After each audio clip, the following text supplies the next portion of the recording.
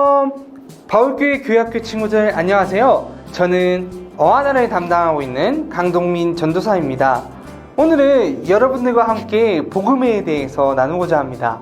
그래서 저는 하나님의 성품에 대해서 그리고 사람의 상태에 대해서 나누고 하나님이 행하신 일과 사람이 해야 할 일에 대해서 여러분에게 전하려고 합니다.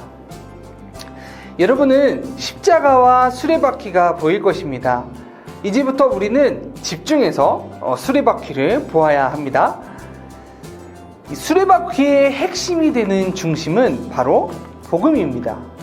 이 성경의 모든 이야기가 복음을 말하고 있습니다. 복음은 바로 여러분을 향한 하나님의 이야기입니다. 여러분을 구원하시고자 하시는 하나님의 일하심인 것입니다. 고린도전서 15장 3절에서 4절은 복음의 내용으로 예수 그리스도께서 우리의 죄를 위하여 죽으시고 묻히셨다가 다시 살아나셨다고 말씀합니다.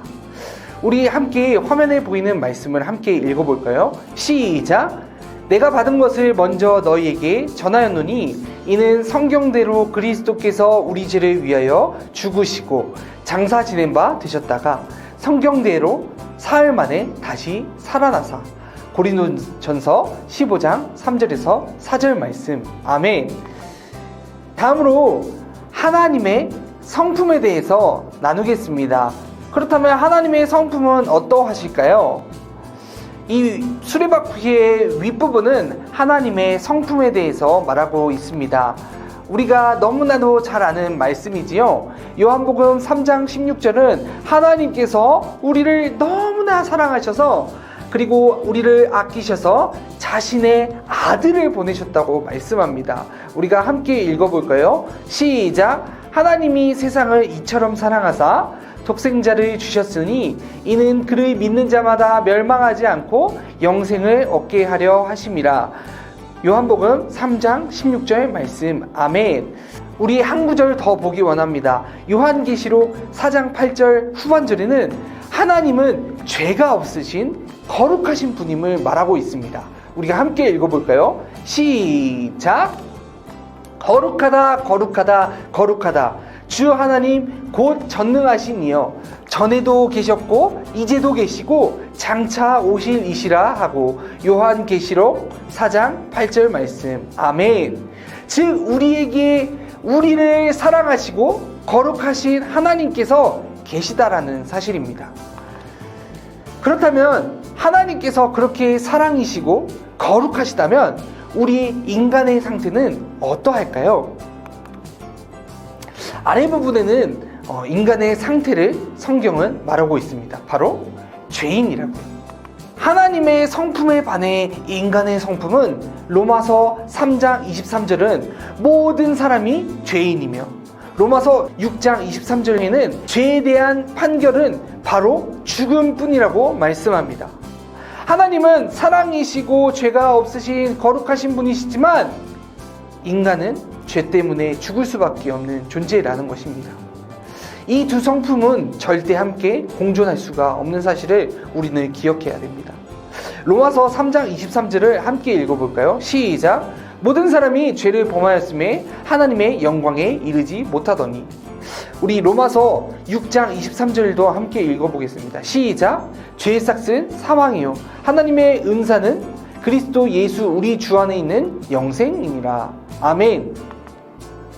이러한 우리를 위해서 하나님께서 행하신 일들이 있습니다. 바로 십자가와 부활입니다.